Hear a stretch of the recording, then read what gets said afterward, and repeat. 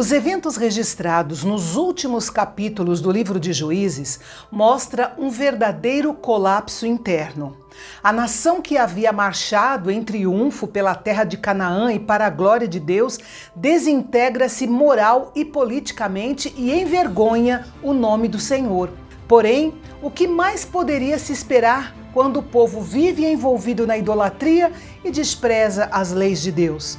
Você está no canal Bendito e hoje nós vamos ver a confusão que aconteceu no lar e no ministério sacerdotal envolvendo Mica, sua mãe e um levita. Vem comigo!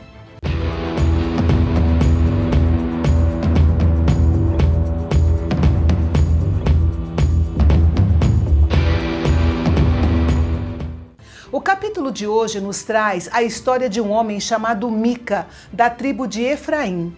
Ele era casado e tinha filhos. Naquela época, era comum a parentela viver junta. E Mica e sua família viviam junto com sua mãe, que era rica. Mica roubou uma grande quantia em dinheiro da sua mãe. Hoje seria alguma coisa em torno de 150 mil reais em prata. E ela, sem saber quem era, amaldiçoou o ladrão. Provavelmente com medo da maldição lançada por sua mãe, e não por temor ao Senhor, Mica confessou o roubo e devolveu o dinheiro para sua mãe. Ela então abençoou Mica por devolver o dinheiro como uma forma de neutralizar a maldição que ela havia lançado. Este fato revela muito sobre o caráter de Mica, de sua mãe e o estado espiritual da nação de Israel durante esse período. Nesse gesto de gratidão, a mãe de Mica consagrou parte do dinheiro ao Senhor e mandou fazer um ídolo. Alguns acreditam que esta era uma imagem que representava o Deus de Israel. Acontece que Deus havia proibido estritamente qualquer tipo de imagem, mesmo que fosse para representá-lo. Quando Arão fez o bezerro de ouro, ele também o fez para representar o Senhor, e foi um ato condenável. Nós entendemos aqui que não era difícil ter um ídolo feito em Israel naquela época. E isso mostra como a sociedade da época estava inclinada à idolatria. Mica então montou um santuário na sua casa, uma espécie de pequeno templo, um lugar onde outros vinham adorar os seus ídolos.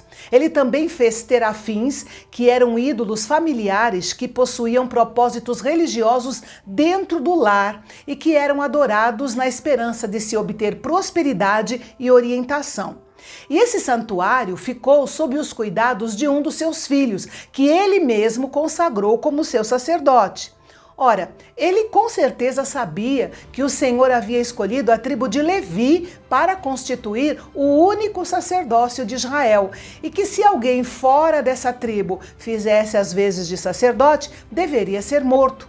Ele e sua família não eram da tribo de Levi, eles eram da tribo de Efraim. Você já viu uma família mais espiritual e moralmente confusa do que essa? Conseguiram quebrar quase todos os 10 mandamentos, acreditando que com todas essas coisas estranhas que eles faziam, estavam adorando ao Senhor. Infelizmente, não era muito diferente dos nossos lares de hoje, onde o dinheiro é o Deus da família, os filhos roubam os pais e mentem sobre o que fizeram, onde a honra da família é um conceito desconhecido e onde não há espaço para o Deus verdadeiro.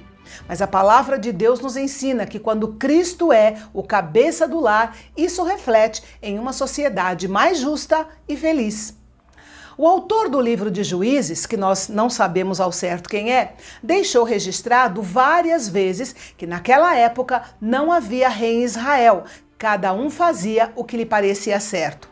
Israel deveria ter reconhecido o Senhor Deus como seu rei, mas desde que o rejeitou, eles ficaram sem uma liderança boa e eficaz. O fato de cada um fazer o que parecia certo aos seus próprios olhos se refere ao individualismo radical que marcou o tempo dos juízes. O guia para a moralidade e a ética era o coração e a mente de cada um. No entanto, a Bíblia e o senso comum nos dizem que esse tipo de anarquia moral, espiritual e social não traz nada além de destruição. Os exemplos dados pela própria história bíblica deixam isso claro.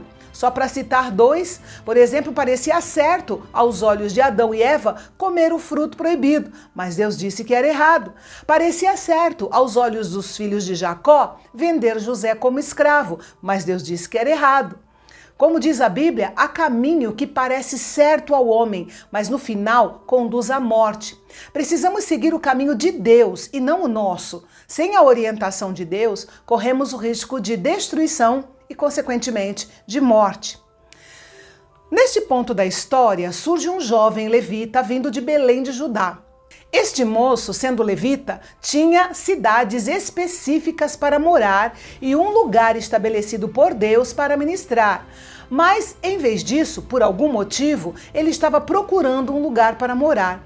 E assim ele foi parar na região de Efraim, na casa de Mica.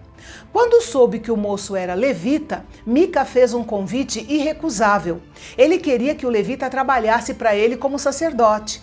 Ele fez isso porque queria legitimar o seu santuário pessoal, tendo um sacerdote oficialmente reconhecido servindo ali. No fundo, ele sabia que sua idolatria era falsa e sem sentido e esperava que a presença de um levita a tornasse legítima. O levita concordou com a proposta de Mica e se mostrou como alguém que serve a Deus ou a um ídolo pelo que pode receber em troca, em vez de servir para glorificar ao Senhor. Os arranjos pareciam perfeitos para todos e Mica sentiu que havia ganhado mais um filho. Veja que há maneiras diferentes de os mercenários conseguirem o que querem. O mercenário monetário é o mais óbvio, mas também existem os mercenários emocionais que entram no ministério por causa das suas inseguranças e da sua necessidade de fama e de aprovação. É bom lembrar neste ponto que a igreja não precisa de ministros contratados, mas sim de pastores autênticos e fiéis que trabalhem para Deus, não visando o benefício próprio, mas alimentando e protegendo o rebanho do Senhor. Os verdadeiros pastores não veem seu trabalho como uma carreira, nem correm atrás de um emprego melhor quando surge uma oportunidade. Eles ficam onde Deus os colocou e não saem de lá até que o Senhor os envie a outro lugar. De qualquer modo, a Bíblia diz que Mica consagrou o levita ao seu sacerdócio pessoal. Claro que a consagração de Mica só valeu para o seu santuário idólatra. Afinal, ele não tinha autoridade de Deus para declarar um levita consagrado a Deus. Neste relato trágico, cada um é culpado de um pecado, mas podemos dizer que o levita era mais culpado do que Mica, porque ele deveria pelo menos conhecer a lei de Deus sobre a adoração e o exercício do sacerdócio.